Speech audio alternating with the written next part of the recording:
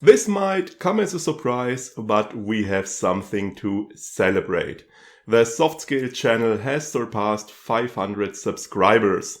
This and more in the new channel update.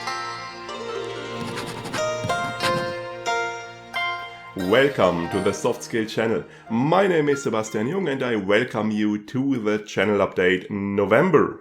We will deal with those later. For the beginning, as usual, we will have a short look back at recent videos. First of all, we discussed personality typologies. I introduced you to the most common well-known variations and to the problems that are associated with those, because most of those typologies are not really based on scientific evidence and not really helpful. It's more like a superstition and rather problematic. And this topic was an important preparation for the next one, for the next video, where we discussed the Riemann-Thomann model, because that one can be used as a personality typology as well, but that is not a very good idea because it doesn't perform any better than the other problematic variations I told you about. However, the Riemann-Thomann model is quite versatile. It can be used for different things, and it is quite useful and valuable as a relationship model especially. It was developed by one Christoph Thomann based on a book by Fritz Riemann, but it is also part of the current Schulz von Thun toolbox of the models used by Schulz von Thun and his colleagues, and those that are taught at the Schulz von Thun Institute. Those are 6 models in total, and we now have covered all of them in at least one video. Those are the communication square, the inner team, the square of values and development, the situational communication, the Riemann-Thomann model, and the vicious circles. We will link to our Schulz von Thun playlist in the video description. There you can find all of them. And finally, there was, of course, a book review. This time we had a look at the Mind Map book by Tony Buzan, the inventor of the mind map. And this was quite interesting for me because I really like mind maps. I've been using them for quite some time, but I've never read this book by Buzan, and I've never really learned anything about how Buzan described and used this method of mind maps. And it was quite interesting because there are some differences, some things he does different from how I used to approach mind maps. So yeah, quite interesting, quite a nice video.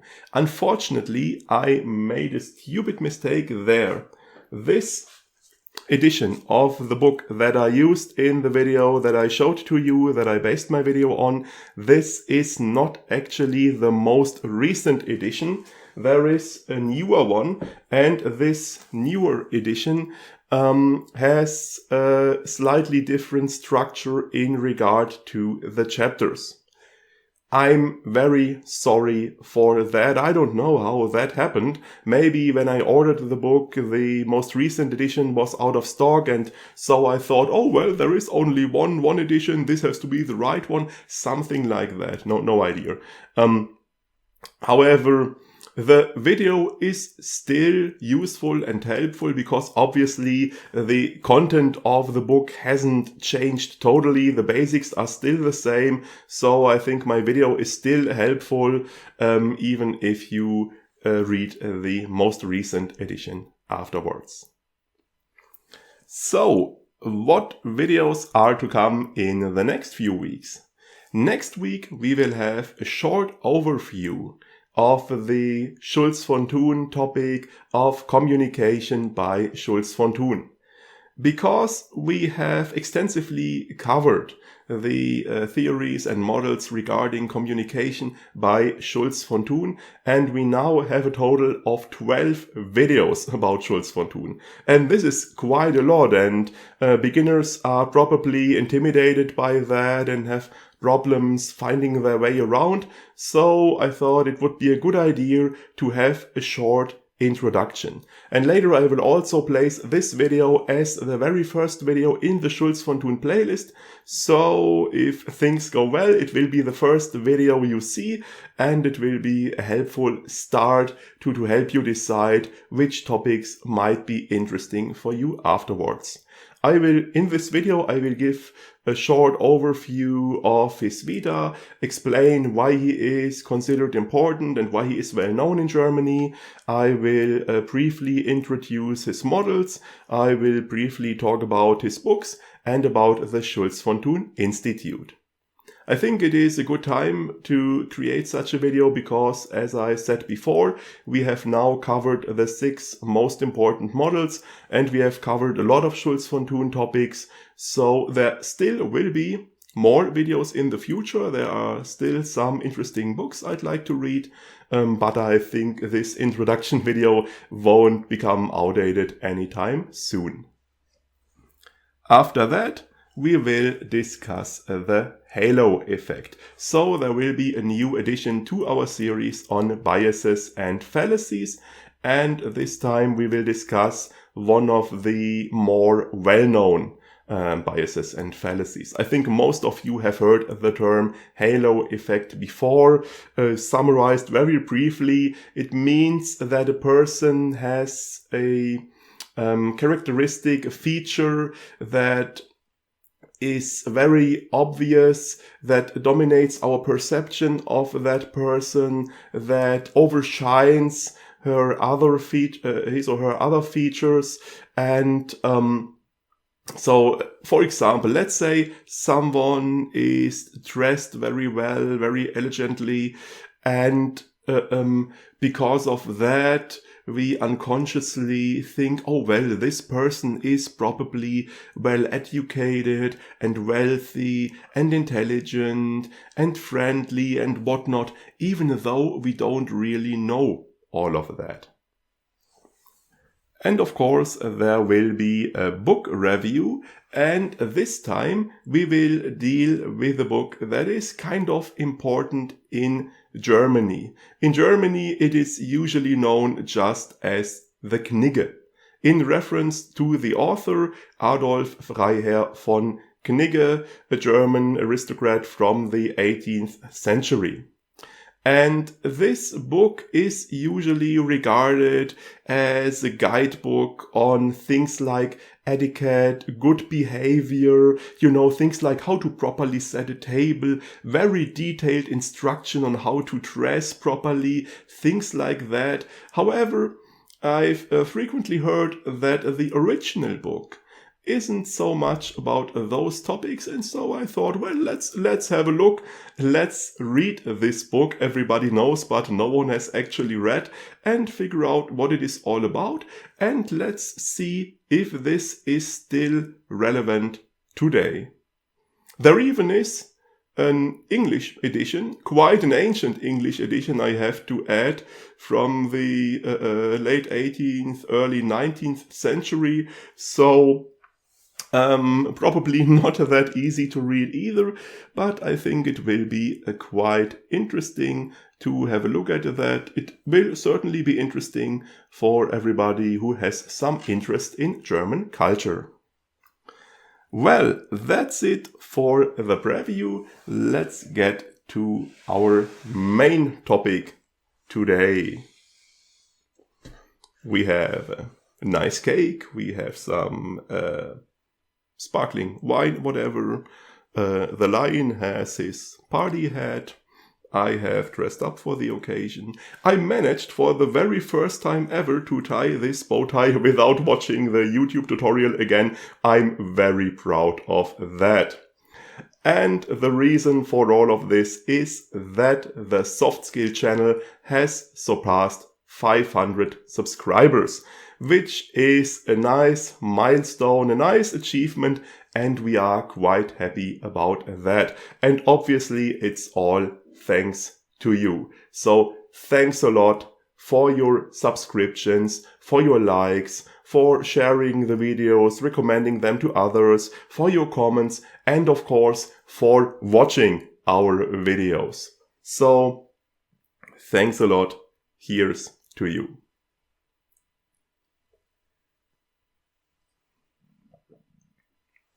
We have, by the way, a double reason to celebrate, because in the same month, in the last few weeks, where the English soft skill channel surpassed 500 subscribers, the German channel surpassed 1000 subscribers. So we had two important milestones in the same month, which of course makes it much easier to cover the topics in channel updates. So thanks a lot to the channel for making it easy for me.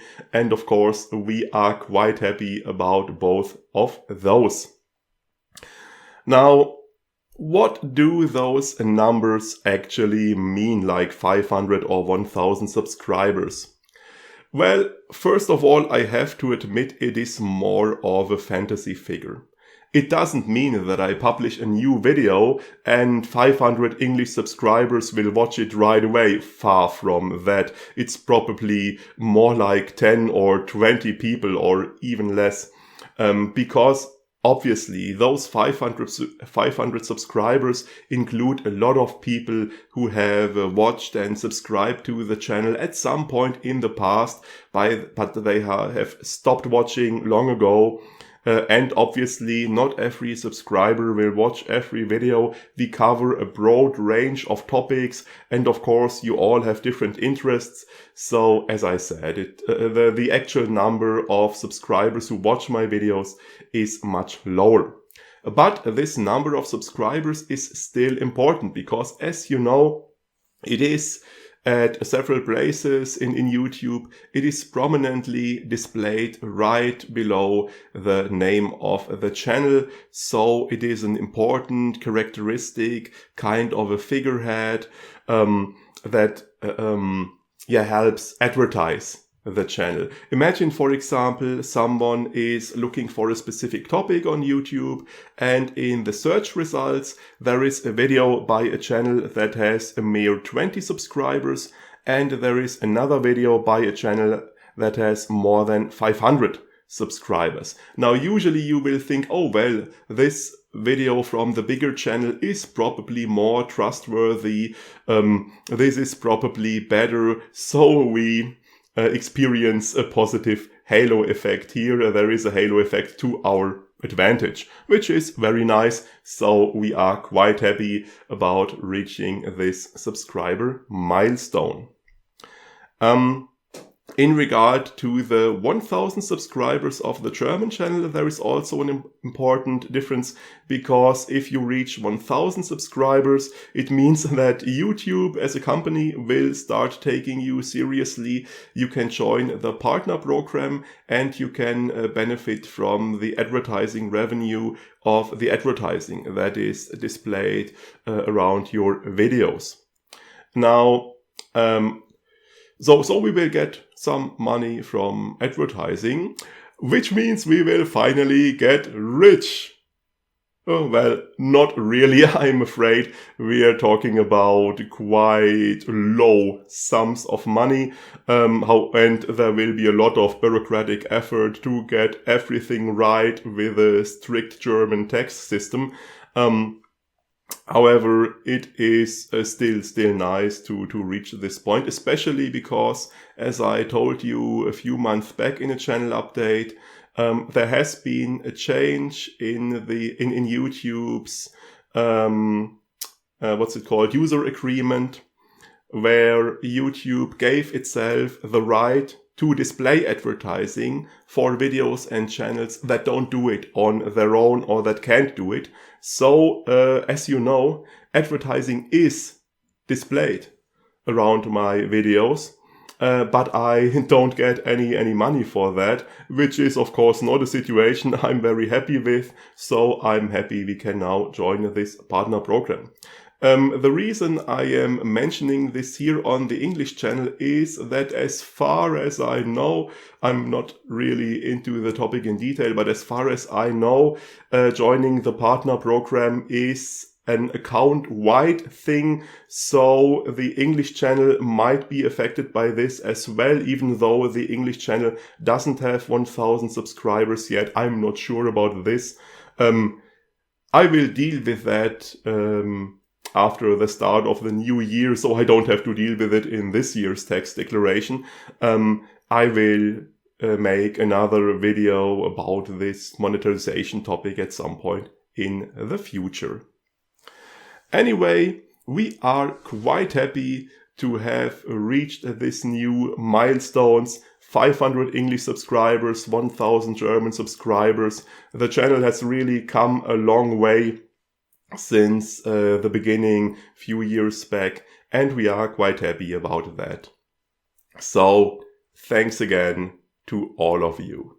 That's it for today. We will see each other again next week. For today, I'll take my leave. Have a nice day. See you next time.